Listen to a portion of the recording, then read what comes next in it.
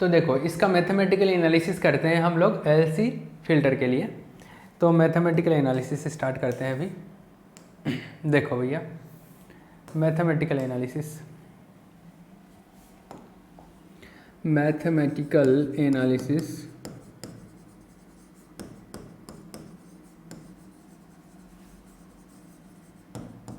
गणितीय विश्लेषण।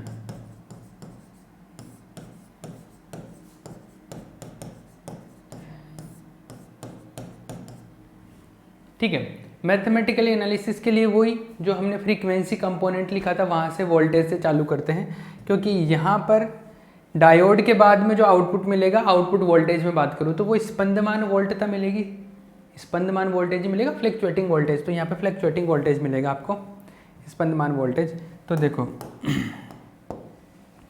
क्या आएगा, स्पंदमान वोल्टता। पूर्ण तरंग दृष्टिकारी के लिए कैलकुलेशन करेंगे, फुल वेव रेक्टिफायर के लिए मैंने पहले भी बोला था, हाफ वेव के लिए नहीं करेंगे, फुल वेव के लिए बात करेंगे। एग्जाम में भी आपको फुल वेव के लिए ही पूछेगा, वैसे कोई स्पेशल नहीं पूछेगा, लेकिन इसके लिए कैलकुलेट करना फुल वेव रेक्टिफायर के लिए। तो पूर्ण तरंग दृष्टिकारी के लिए देखो, पूर्ण तरंग दृष्टिकारी के लिए स्पंदमान वोल्टता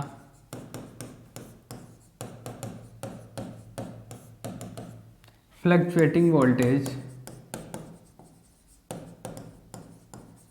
fluctuating voltage for full wave rectifier. और वो क्या होता है, वही फॉर्मूला आपको याद रखना, मैंने बोला था कि you will have to remember it. ये होता है 2Vm/π minus 4Vm/3π cos 2ωt minus 4Vm/15π cos 4ωt, ऐसे चलता जाता है। ठीक है, ये डीसी पार्ट है, ये वाला एसी पार्ट है। एसी मतलब रिपल पार्ट है, ये उर्मिका वाला पार्ट है, जिसको टाइम डिपेंडेंट पार्ट जिसको बोल सकते हैं हम लोग। तो कैलकुलेशन स्टार्ट करते हैं, ध्यान से समझ लेना। हर कैलकुलेशन थोड़ा थोड़ा डिफरेंट है, थोड़ा थोड़ा डिफरेंट होता जाता है। ये डीसी वाला पोर्शन है, क्योंकि टाइम पे डिपेंड नहीं करता, कांस्टेंट है, तो इसको में हम डीसी वाला पोर्शन बोल देते हैं। तो दिस इज डीसी। वोल्टेज में ही बात करनी है आगे चल के, इसलिए हम लोग इसको तो डीसी वाले के लिए तो आईडीसी कैलकुलेट करने की जरूरत नहीं पड़ेगी, क्योंकि वीडीसी में ही बात करनी है। वोल्टेज कहाँ पर, इस कैपेसिटर पर वोल्टेज चाहिए मुझे। किस पे, कैपेसिटर के ऊपर वोल्टेज चाहिए। और कैपेसिटर के ऊपर अगर मुझे वोल्टेज चाहिए तो वो कैपेसिटर के ऊपर वो वोल्टेज आएगा उसका आर, मतलब पहले तो कैपेसिटर पर एसी वोल्टेज निकाल लो, फिर कैपेसिटर पर जो वोल्टेज आएगा उसका आरएमएस वैल्यू निकाल लो। यहाँ पर आरएमएस वैल्यू चाहिए। अभी तो मुझे वो जो वहाँ पे वोल्टेज मिल रहा है एसी वाला, वो यहाँ पे मिल रहा है, डीसी या एसी जो मिल रहा है वो इसके अंदर मिल रहा है। आगे जाके क्या क्या होगा उसके बारे में बात करते हैं। ये एसी वाला पोर्शन है, एक तरीके से फ्लक्चुएटिंग वाला पार्ट है एसी का, टाइम डिपेंडेंट। तो मैं इसको ऐसे लिख लेता हूँ, ई एसी, इसको 4Vm/3π cos 2ωt। ठीक है, ये आया है। कहाँ पर है ये वोल्टेज, ये वोल्टेज है एक तरीके से, एसी का वोल्टेज कहाँ पर है एक तरीके से, वो यहाँ पर है। इसके बाद में एसी आगे गया, थोड़ा इधर खर्च हो गया, थोड़ा इधर भी गया, लेकिन इधर बहुत कम गया। तो एसी ज्यादातर पार्ट किधर गया, एसी ज्यादातर पार्ट गया वो इधर से होते हुए इधर, इसमें गया एसी का ज्यादातर पार्ट, मतलब कैपेसिटर में और इंडक्टर कॉइल में, दो चीजों में। तो अगर मैं यहां से करंट निकालना चाहूं, एसी वाला करंट, ये जो यहां पर करंट आएगा वो मतलब इधर से एसी वाला पार्ट का, वो इधर से आके इधर गया, एसी वाला ये है ना, एसी ज्यादातर पार्ट इधर आके इधर चला गया। तो वो एसी वाला करंट कितना होगा, वोल्टेज तो पता है, तो वोल्टेज पता, तो मैं इसका और इसका आर मतलब जेड से डिवाइड कर देता हूं। देखो ये वोल्टेज पता जो वहां पे आ रहा था, तो मैं अगर करंट कैलकुलेट करना हो, आई ए सी का करंट कैलकुलेट करना हो तो क्या होगा, E A C upon Z A C. Z A C का मतलब है कि आपके एसी के रास्ते में कौन कौन प्रतिबाधा उत्पन्न कर रहा है, एसी के जो पाथ है उसमें कौन कौन बैरियर क्रिएट कर रहा है। अभी समझो इस बात को। ई ए सी तो पता है, जेड ए सी निकालो भी, इसको मैं यहाँ पे बात कर लेता हूँ Z A C.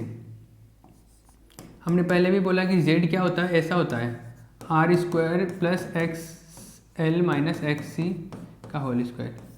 X L minus X C लिख लो या X C minus X L लिख लो, यहाँ पे मैग्नीट्यूड में कोई फर्क नहीं पड़ेगा। आगे देखो,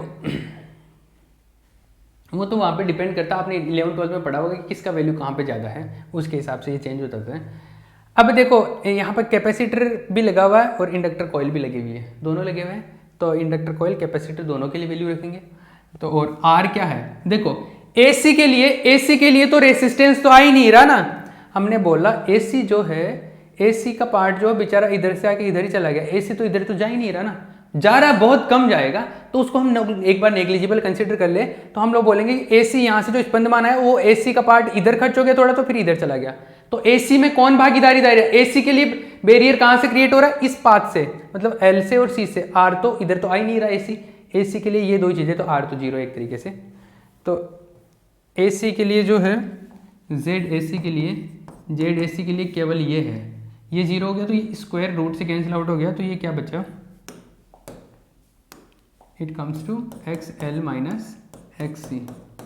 ठीक है, एक्स एल जो होता है, एक्स एल होता है, वो होता है एल ओमेगा एल होता है ना, ओमेगा एल, लेकिन यहाँ पे फ्रीक्वेंसी कितनी है, 2 ओमेगा है, तो ओमेगा की जगह 2 ओमेगा एल।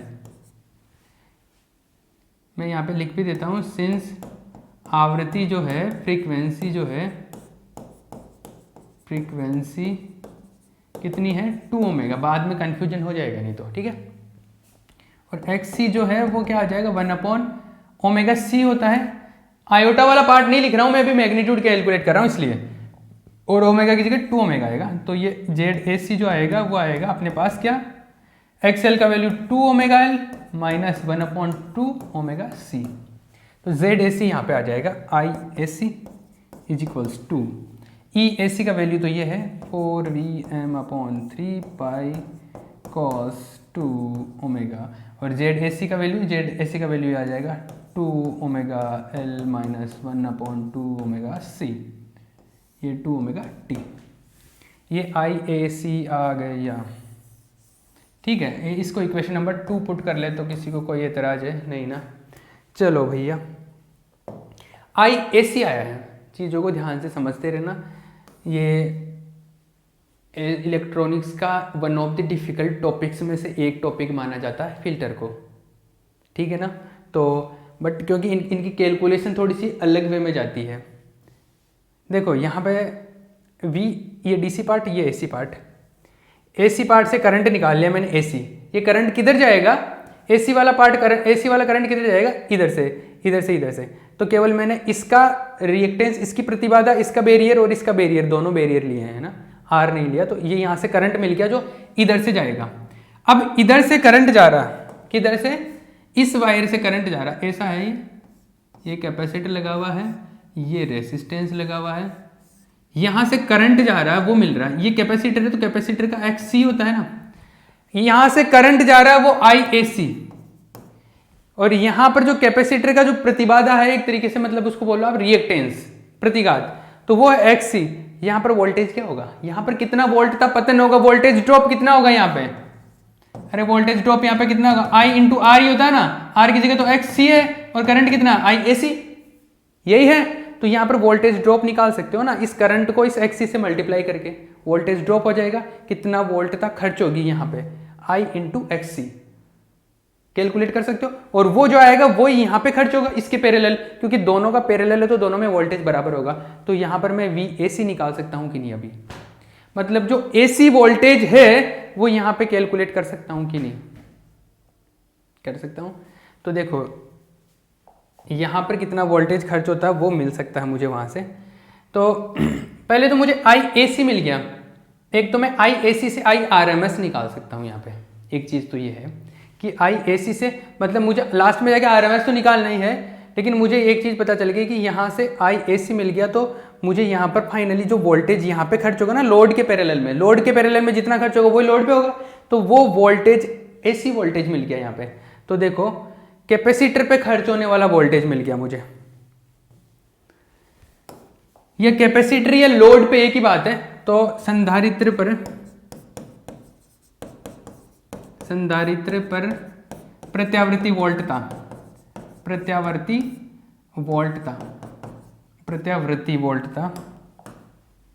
ये कहाँ पे आता है मेरे को नहीं पता, इसको मेरे को लिखना भी नहीं आता, आप देख लेना अपने हिसाब से। क्या बोलते हैं इसको, ऑल्टरनेटिंग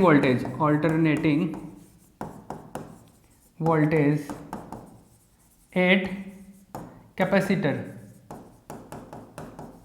कैपेसिटर पर अल्टरनेटिंग वोल्टेज निकालना कैपेसिटर पर, तो ये VAC आ जाएगा, VAC। इसीलिए मैंने यहाँ पर इसको VAC नहीं लिख के EAC लिखा था, क्योंकि ये एक्चुअल में आउटपुट पे नहीं था, हम लोग आउटपुट वाले को VAC लिखा करते थे, इसलिए मैंने इस पे यहाँ पे EAC लिख दिया, क्योंकि अपने को लास्ट में आउटपुट से मतलब है अपने को वोल्टेज का आउटपुट, और आउटपुट का मतलब कैपेसिटर के पैरेलल आएगा तो वही आउटपुट के इक्वल होगा, तो VAC मिल रहा है यहाँ से। VAC क्या आएगा, कैपेसिटर पे जो खर्च होगा, तो कैपेसिटर पर करंट इनटू रेसिस्टेंस, तो उसका रेसिस्टेंस जो होता है उसको रिएक्टेंस बोलते हैं, प्रतिघात वो होता है XC, और यहाँ पे IAC का वैल्यू तो है अपने पास, IAC का वैल्यू ये है 4 VM cos 2 omega t upon 3 पाई, ये है 2 omega L minus 1 upon 2 omega C। ये क्या है, दिस इज VAC। XC भी है ना मल्टीप्लाई में, XC, और XC क्या होता है, XC होता है 1 अपॉन ओमेगा C होता, तो ओमेगा की जगह तो फ्रीक्वेंसी 2 ओमेगा है, तो 2 ओमेगा C ऐसे आया। किसी को कोई दिक्कत है? नहीं, कोई दिक्कत नहीं है। मुझे वोल्टेज का वैल्यू ही चाहिए था, आई आर कैलकुलेट करने के लिए मुझे ये चाहिए कि वोल्टेज का AC का इफेक्टिव वैल्यू, मतलब इसका RMS चाहिए, और इधर VDC चाहिए। तो VDC तो हमने पहले स्टेप में कैलकुलेट कर लिया था, अब इसका AC वाला पार्ट आ गया, उसका इफेक्टिव वैल्यू निकालना, इफेक्टिव मतलब RMS, तो इसका RMS कैलकुलेट कर लो। तो RMS कैलकुलेट करते हैं, देखो इसका RMS कैलकुलेट करने के लिए VRMS, और RMS क्या होता है, वर्ग माध्य मूल मान, मतलब रूट मीन और स्क्वायर, ऐसा होगा। तो देखो इसके अंदर जो कांस्टेंट है ये cos 2 ओमेगा t, इसी में है केवल टाइम का टर्म, तो बाकी का तो सारा कांस्टेंट ही टाइम के रिस्पेक्ट में। तो जो कांस्टेंट वैल्यू है वो तो स्क्वायर होगा, फिर रूट होगा तो वैसा का वैसा ही वापस आएगा। स्क्वायर होगा तो एक बार स्क्वायर लगेगा, रूट होगा तो वापस स्क्वायर कैंसिल आउट हो जाएगा, तो कांस्टेंट वाला वैल्यू तो वैसा का वैसा ही आ जाएगा। तो ये देखो ओमेगा C 2 से 2 कैंसिल आउट हो जाए, 2 से 4 कैंसिल आउट करें तो ये आएगा 2Vm अपॉन ओमेगा C, तो 3 पाई omega C 2 omega L minus 1 upon 2 omega C, ये आ गया। और ये जो cos 2 ओमेगा t है वो इसके अंदर रह जाएगा, ये इसको तो बाहर ले लिया, ये रूट में बचेगा क्या, cos स्क्वायर 2 ओमेगा t का एवरेज, ये मिल जाएगा।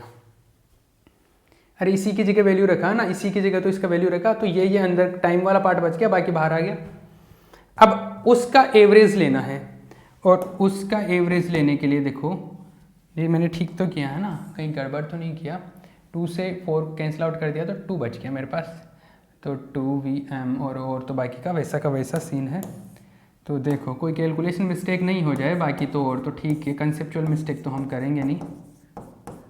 2 omega L minus 1 upon 2 omega C।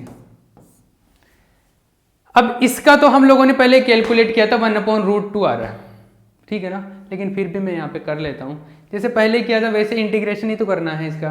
अरे हाँ, इसका क्या करना है, इसका इंटीग्रेशन करना है 0 to t, और इसका आता है cos square 2 omega t dt 1 upon t, तो इसका इंटीग्रेशन आता है, इसका वैल्यू होता है 1 अपॉन रूट 2, ये आता हम कैलकुलेट कर सकते हैं, लेकिन मैंने पहले 2-3 जगह कर दिया, तो मैं इसलिए डायरेक्ट इसका वैल्यू 1 अपॉन रूट 2 लिख देता हूँ।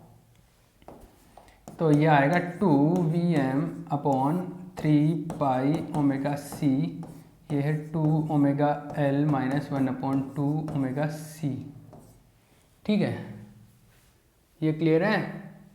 और यहाँ से क्या आएगा 1 अपॉन रूट 2, तो यहाँ से आएगा 1 अपॉन रूट 2, ये वैल्यू आता है। ये किसका आ गया, ये वैल्यू आया है VRMS। तो इसको मैं इक्वेशन नंबर कुछ लिख सकता हूँ क्या, इक्वेशन नंबर 3 लिख दूँ इसको।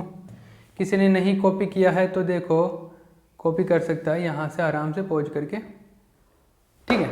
इससे पहले भी किसी ने नहीं किया है तो यहाँ से पहुँच करके छाप लेना।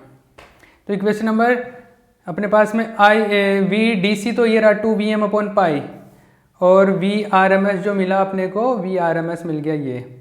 तो दोनों का रेशियो ले लूँ, दोनों का अनुपात ले लूँ तो मुझे क्या मिल जाएगा, उर्मी का गुणांक, रिपल फैक्टर मिल जाएगा। तो चलो रिपल फैक्टर कैलकुलेट करते हैं। तो रिपल फैक्टर देखो, उर्मी का गुणांक, उर्मी का गुणांक, रिपल फैक्टर,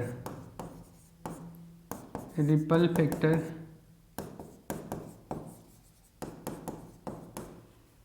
तो रिपल फैक्टर जो है वो क्या आ जाएगा, VRMS/VDC। मैं फिर से बोल रहा हूँ, वैसे तो VAC का इफेक्टिव वैल्यू आता है, लेकिन फिल्टर्स के लिए हमारे को VAC का इफेक्टिव वैल्यू मतलब RMS के टर्म्स में बात करना है। तो RMS के टर्म्स में बात करेंगे, और RMS के टर्म्स में बात करेंगे तो इट विल कम्स टू, दोनों का वैल्यू पुट कर दो, और जो दोनों का वैल्यू पुट करेंगे तो आएगा 2Vm/3π⍵c, और √2 भी है ना, अरे वाह √2 भी आ रहा, तो 3√2 आ गया, और ये आया in the bracket 2ωL-1/2ωc, correct है। यहाँ पे आएगा DC कितना है, DC है 2Vm/π। अब देखो भैया, जो कैंसिल आउट होता है उसको कैंसिल आउट कर दो, 2Vm करेक्ट, पाई से पाई, जो बचा वो लिख दो। क्या बचा, नीचे तो कुछ बचा नहीं, ऊपर 1/3√2ωc, और ये बचा 2ωL-1/2ωc। ये है, ये किसका वैल्यू है, उर्मी का गुणांक, रिपल फैक्टर का वैल्यू आ रहा है। अब देखो इसको, रिपल फैक्टर का वैल्यू, इसमें मैं काम करता हूँ 1/3√2ωc, इसके अंदर एक काम करते हैं, LCM ले लूँ, LCM आएगा 2ωc, ये LCM आएगा तो ये इससे मल्टीप्लाई होगा तो ये होगा 4ω²LC-1, ये आएगा। ωc से ωc कैंसिल आउट हो जाएगा, ωc से ωc कैंसिल आउट हो जाएगा, क्या बचेगा, ये बचेगा 2 ऊपर चला जाएगा तो 2/3√2 4ω²LC-1, ये भैया ये आ गया आपका उर्मी का गुणांक का वैल्यू, ये आ गया। पॉज करके छाप सकते हो आप यहाँ से, ठीक है ना। मिला कि नहीं मिला, ये रिपल फैक्टर मिल गया आपको, ये एग्जैक्ट वैल्यू है, इसको भी आप आगे अप्रोक्सीमेशन से करो तो कर सकते हो, बाकी ये एग्जैक्ट वैल्यू मिल गया। कुछ लोग इसको ऐसे भी लिखते हैं, देखो ये 2 से √2 कैंसिल आउट होगा तो ये ऊपर √2/3 4ω²LC-1, एक ही तो फॉर्मूला है, दोनों से एक फॉर्मूला ध्यान रख लेना, जो भी रखना चाहो।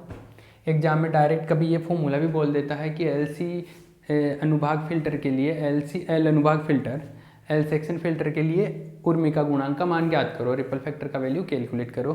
देखो इसका वैल्यू एक बार मैं श्योर कर लेता हूँ, यही आंसर आ रहा है क्या, इसका आंसर आ रहा है 4ω²LC, हाँ जी यही आ रहा है।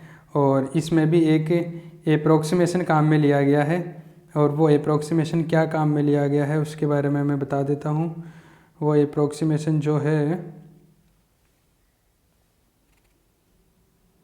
0.47, ये बोला गया है कि √2/3 को, इसका जो वैल्यू होता है वो होता है 0.47 √2/3 का, तो ये वैल्यू जो होता है 0.47 होता है, बाकी का वैल्यू वैसा का वैसा है।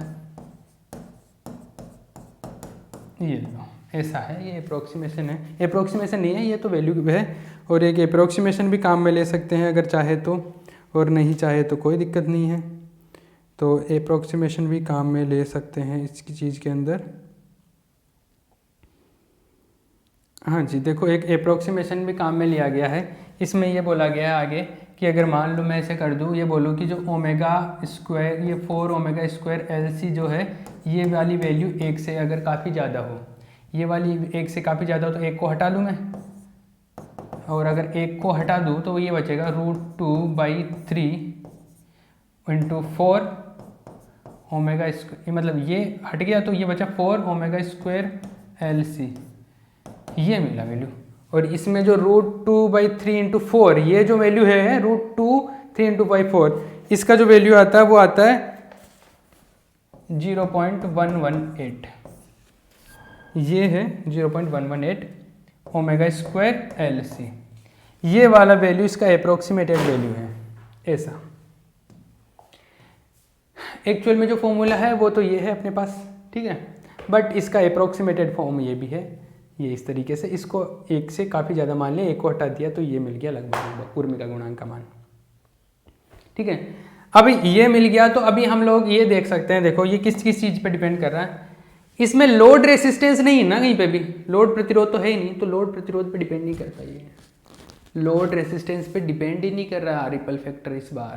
इस बार रिपल फैक्टर डिपेंड कर रहा है। देखो रिपल फैक्टर इन्वर्सली प्रोपोर्शनल है ओमेगा स्क्वायर के, और ओमेगा होता है 2πf, मतलब f के प्रोपोर्शनल है तो ओमेगा स्क्वायर है तो ये f स्क्वायर के प्रोपोर्शनल है। एक तो चमकी बात। दूसरा r जो है वो प्रोपोर्शनल है इन्वर्सली 1/L के, और r इन्वर्सली प्रोपोर्शनल है 1/C के।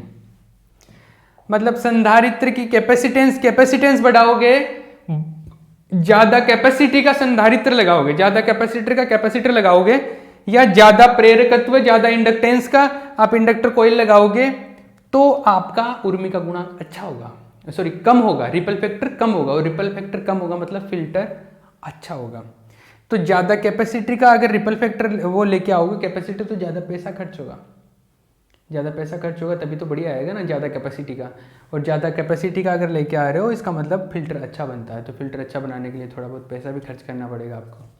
मतलब आप समझ रहे हो ना कि कैपेसिटी बढ़ानी पड़ेगी, एल बढ़ाना पड़ेगा, और फ्रीक्वेंसी अगर ज़्यादा आ रही है, ऐसा सिग्नल है कि जिसकी फ्रीक्वेंसी ज़्यादा है तो उसका फिल्टर अच्छा होता है, उससे फिल्टर जो होता है वो अच्छा फिल्टर हो जाता है, ठीक है ना। अच्छे से प्रत्यावर्ती घटक हट जाता है, वहाँ से जो एसी वाला कंपोनेंट है वो अच्छे से हट जाता है।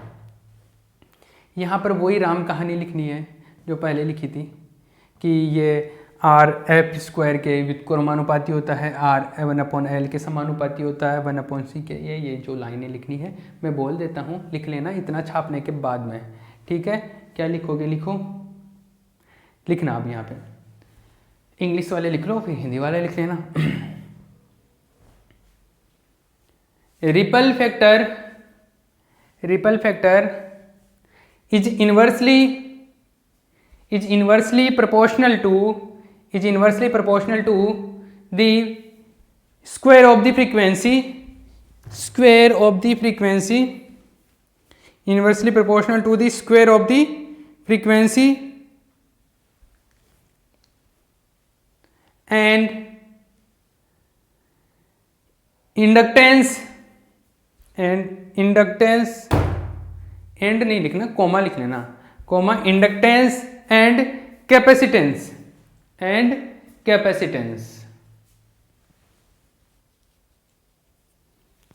in this case ripple factor does not depend on the load resistance, ripple factor does not depend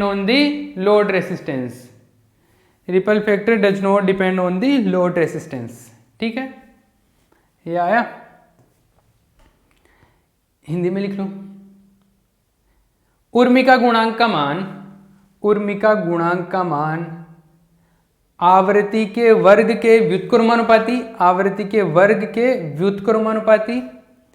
Urmi का गुणांक का मान आवृत्ति के वर्ग के व्युत्क्रमानुपाती, प्रेरकत्व तथा संधारित्र के प्रेरकत्व तथा धारिता के व्युत्क्रमानुपाती होता है। प्रेरकत्व तथा धारिता के व्युत्क्रमानुपाती होता है, तीनों के व्युत्क्रमानुपाती होता है। ठीक है, इसका मान लोड प्रतिरोध पर निर्भर नहीं करता है। इसका मान लोड प्रतिरोध पर निर्भर नहीं करता है। इसका मान लोड प्रतिरोध पर निर्भर नहीं करता है।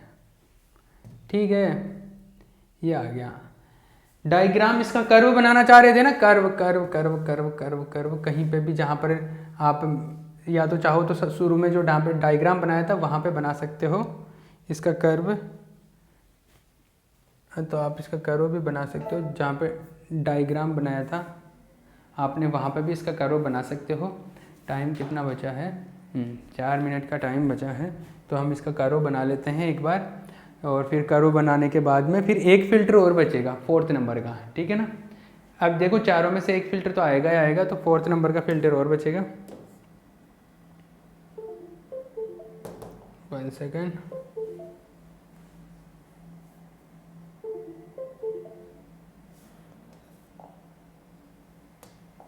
कर्व बना लो आप। तो कर्व हम लोग बनाए तो वही कर्व है, स्मूथनेस बढ़ती जाती है, शेप वैसे आएगा। थोड़ा सा ये मैंने बोला था कि मेरा कर्व प्लॉटिंग है बहुत ही खूबसूरत है, तो ये आपको थोड़ा सा डायग्राम्स विचित्र लगेंगे, आप अपनी मेहनत करें इसके ऊपर। ये है क्या? स्पंदमान, स्पंदमान वोल्टता या धारा, कुछ भी लिख लो। वोल्टता सपोज ये V है, ये टाइम है, ये फ्लक्चुएटिंग वोल्टेज, फ्लक्चुएटिंग या रिपल वोल्टेज भी बोलते हैं इसको। और जो आएगा फाइनल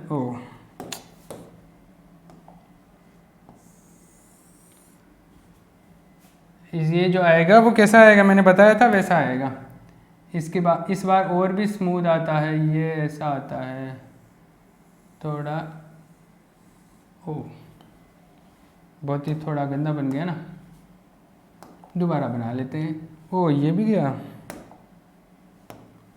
ये भी गया, चलो दोबारा बनाते हैं। ये लो, ये ठीक है। हाँ, मतलब इस तरीके का, ये जो मैं रेड वाला बना रहा हूँ आप इसको डॉटेड डेस्ड लाइन बना लेना, ऐसे टिक टिक टिक टिक टिक टिक टिक टिक ऐसा बना लेना। ठीक है, और ये जो फाइनल मिलेगा वो ऐसा ऐसा ऐसा, मतलब इस टाइप का कुछ मिलेगा। और स्मूथ हो रहा है ना, मतलब कांस्टेंट के करीब आ रहा है, ये ऐसा वैल्यू मिले उसके नज़दीक आ रहा है, तो ये डॉटेड लाइन मिल रहा है। ये आउटपुट मिल रहा है किसका? फिल्टर का है, निर्गत वोल्टता, ये आउटपुट वोल्टेज चमक रहा है ना, ये इस टाइप से कुछ मिलने वाला है अपने को, तो इस टाइप का मिलेगा।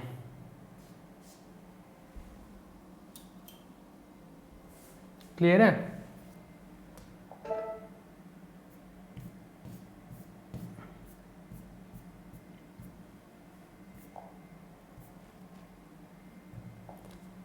तो ये जो है आपका सिग्नल है, सेम टाइप का सा बनाया मैंने, थोड़ा सा डिफरेंट हो जाता, थोड़ा ज़्यादा स्मूथ कर देते हैं। मतलब पहले मैंने इसको जब बनाया था वहाँ पे थोड़ा कर्व्ड ज़्यादा था, ऐसा जैसा ज़्यादा कर्व था, अब थोड़ा कम कर्व्ड बना दिया मैंने इसको। कोई प्रॉब्लम है? नहीं, कोई प्रॉब्लम नहीं है, ये ऐसा मिलेगा। और इसको ध्यान रख लेना, आप एग्जाम में केवल एक के लिए फुल वेव रेक्टिफायर की बात कर सकते हो, क्योंकि देखो मैं आउटपुट बना रहा हूँ, ये भी फुल वेव रेक्टिफायर के लिए बना रहा हूँ। हाफ वेव रेक्टिफायर बनाता तो ये बीच वाला ब्लैक वाला नहीं होता एक, तो मैं फुल वेव रेक्टिफायर के लिए बात कर रहा हूँ। और फुल वेव रेक्टिफायर के लिए हम इस चैप्टर के ऊपर न्यूमेरिकल भी करेंगे, लेकिन एक बार थ्योरी कंप्लीट करने के बाद में फिर मैं एक साथ फॉर्मूले, एक जगह पे फॉर्मूले लिखवा के फिर न्यूमेरिकल एक साथ करेंगे अपन। ठीक है, ये हो गया, ये कंप्लीट पोर्शन हो गया। अभी हम लोग फिर नेक्स्ट लेक्चर के अंदर कौन सा डिस्कस करेंगे? हम नेक्स्ट लेक्चर के अंदर लास्ट वाला जो फिल्टर है उसको डिस्कस करेंगे, उसके बारे में बात करेंगे। ठीक है।